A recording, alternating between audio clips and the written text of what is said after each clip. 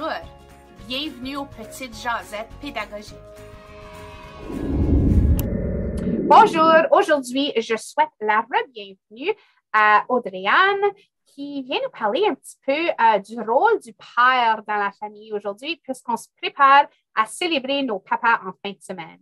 Donc, bienvenue, Audrey-Anne. Merci, ça fait plaisir d'être ici encore. Donc, ceux qui ont peut-être manqué la première jasette avec Audrey-Anne, elle a un doctorat en recherche psychologique. Puis c'est ça, on va explorer le rôle des papas aujourd'hui. Tellement des gens importants dans nos vies. Donc, c'est ça. Parle-nous un petit peu de ce que tu vois dans ta recherche et dans ton rôle face au rôle des pères dans la société d'aujourd'hui. Ce qui est très intéressant, c'est que la plupart de ce qu'on entend parler dans la recherche ou même quand on parle des parents dans la vie de tous les jours, c'est basé sur ce qu'on sait des mamans. Fait que je vous dirais que 9 études sur 10 qu'on fait dans la recherche psychologique qui porte sur les enfants va regarder uniquement les mamans. Donc, on parle vraiment de beaucoup de connaissances qu'on se base sur les mères, mais on en connaît encore bien peu sur les pères. Ce qui est un petit peu drôle de ça, c'est qu'on sait qu'au Canada, selon Statistique Canada, c'est 85% des enfants qui vont vivre avec une figure parentale qui est un père dans leur vie. Donc, on s'entend que la très grande majorité des enfants vont vivre avec cette personne-là. Puis c'est important de comprendre c'est quoi son rôle, comment va affecter l'enfant, que ce soit à court terme ou à long terme, puis qu'elle va vraiment former la personne que l'enfant va devenir. L'année passée, je me rappelle, on était à des cours de natation. Puis moi, j'étais, tu sais, il y a une section d'observation. Puis je regarde dans la piscine, puis c'était avec les bébés. Donc, le parent devait être avec les bébés. Et c'était tous des papas dans la piscine. Puis moi, je me rappelle, autant que mon père était très impliqué, jamais que dans les années 90, qu'on voyait une piscine pleine de papas avec leurs bébés. Donc, on voit que le rôle du père évolue, qui est tellement beau à voir. Mais qu'est-ce qui contribue à cette évolution-là? Puis qu'on voit que les papas sont encore plus impliqués, puis plus dans l'avant-plan dès un jeune âge dans la société aujourd'hui, à comparer à dans les années 90.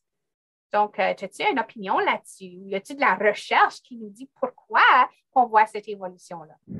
Oui, il y a beaucoup de recherches qui s'intéressent à ça parce que tu as tout à fait raison. Quand on regarde aux statistiques, les pères maintenant sont beaucoup plus impliqués qu'ils étaient dans les années 90. Puis encore là, on ne parle pas des pères des années 50, 60 où c'était encore moins impliqué à l'époque.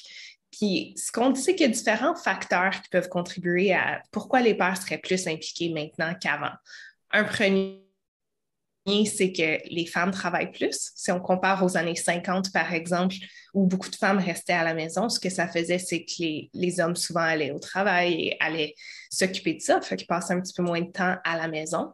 On sait que maintenant, c'est plus le cas, puis la grande majorité des femmes vont travailler, ce qui fait en sorte que s'ils travaillent, s'ils s'occupent de la maison, ben, il faut aussi qu'un jour, ça devienne un peu plus balancé puis que les papas viennent contribuer aussi. Donc ça, c'est une première chose qui est un petit peu plate à dire, mais c'est un petit peu un phénomène sociétal. La deuxième, je dirais, c'est juste la valorisation du rôle de père. Puis ça vient de différents changements qu'on peut voir comme le congé paternel, qui est beaucoup plus valorisé maintenant que dans les années 90. Donc, on a quand même une bonne proportion des papas qui vont prendre ce congé-là, qui vont parfois être seuls avec leur enfant, développer un lien avec eux, commencer à bâtir cette relation d'attachement-là, qui fait que c'est valorisé de prendre ce congé parental-là, de commencer à s'impliquer avec leurs enfants. Je dirais que le rôle de père maintenant est vu comme une partie plus importante d'être parent. C'est pas juste on a un enfant, c'est maintenant on s'implique avec cet enfant-là. Très intéressant. Puis, je peux pas parler de ça sans penser le rôle de l'éducateur. On sait que dans le domaine de la petite enfance, les femmes dominent. Il y a beaucoup plus de femmes que d'hommes dans le domaine, mais j'ai beaucoup travaillé avec différentes initiatives, puis la physio a souvent fait, la valorisation de l'homme du domaine, etc., parce qu'on voit qu'il y a une nécessité, il y a un besoin, puis que ça peut venir avoir un impact sur le développement de l'enfant, avoir des hommes qui font partie de cette équipe multidisciplinaire-là, de les appuyer dans leur développement. Donc, quelle est l'importance d'avoir des hommes dans le domaine de la petite enfance pour toi? Je dirais qu'en général, c'est tellement important d'avoir un milieu diversifié, que ça soit, on parle homme-femme, mais ça peut être aussi des personnes qui ne s'identifient pas nécessairement comme hommes-femmes ou des personnes qui viennent de différents milieux socio-culturels, juste pour qu'on puisse apporter différentes perspectives à l'enfant, différentes sensibilités, différentes opinions. On veut avoir des enfants qui sont ouverts au monde, puis le domaine de l'éducation à la petite enfance, c'est tellement un moment parfait pour les enfants. Ils sont prêts à apprendre, ils sont prêts à connaître différentes choses. Fait que quand on leur amène des gens qui sont différents, qui ont une différente expertise, différentes expériences, ils peuvent transmettre ça à l'enfant, parler de leur expérience, puis vraiment les ouvrir au monde, je dirais. Servir le titre de modèle, on le voit Oui. souvent, les éducateurs qui se lancent dans le domaine ont souvent eu un éducateur qui a influencé leur décision de se lancer dans le domaine. Ça fait qu'on voit que c'est comme un cycle.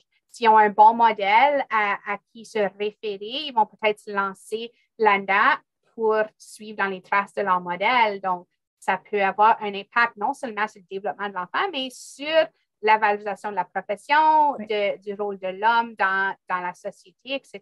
Donc, c'est fort intéressant. C'est toujours un sujet qui me passionne beaucoup. Oui, puis on peut s'imaginer aussi des enfants qui n'ont peut-être pas nécessairement, tu sais, comme un papa qui est présent ou qui est aussi attentif à la maison, puis d'avoir potentiellement un homme éducateur dans leur vie. Surtout des fois, des garçons peuvent peut-être mieux s'identifier, comme tu dis, en tant que modèle, puis peut-être plus être ouvert à aller parler à cette personne-là.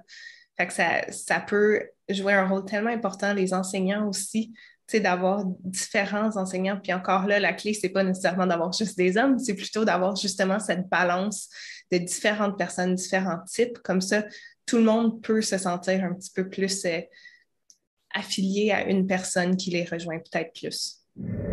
C'est ça, on parlait avant l'entrevue, puis on disait quelque chose qui nous, moi, ça me dérange quand je l'entends, c'est quand on dit c'est papa qui garde les enfants ce soir. Donc, valoriser le rôle du papa, on a une tâche là-dedans comme éducateur et comme éducatrice lorsqu'on les accueille, soit dans nos services de garde ou dans des centres communautaires, dans des centres on y va, etc. On a un rôle à jouer là-dedans. Puis je disais que, il y avait un moment où je voyais comme l'éducatrice qui faisait la parade lorsqu'un papa rentrait par la porte. Oh, on a un papa aujourd'hui. Puis ça faisait l'opposé, ça n'encourageait pas le papa de revenir. Au lieu, ça le décourageait parce qu'il se disait, je ne veux pas toute cette attention-là juste parce que je veux aller en quelque part avec mon petit ou ma petite. Donc, quelles sont les bonnes approches à utiliser pour accueillir le papa, pour valoriser les pères qui vont participer à ce genre de choses-là sans faire la parade parce que, on a un papa aujourd'hui, comme on veut plus mettre sur un pied d'égalité de rôle. Donc, qu'est-ce qu'on peut faire? On dit des fois en recherche, on a une petite phrase qu'on dit, les pères sont des parents aussi. Fait que je pense que ça, c'est quelque chose qui peut nous aider à se souvenir. On ne parle pas de mère, on ne parle pas de père, on parle de parents. Donc, notre approche ne devrait pas vraiment varier. Surtout en tant qu'éducateur, je sais que des fois, les mères et les pères vont faire face à différents stress.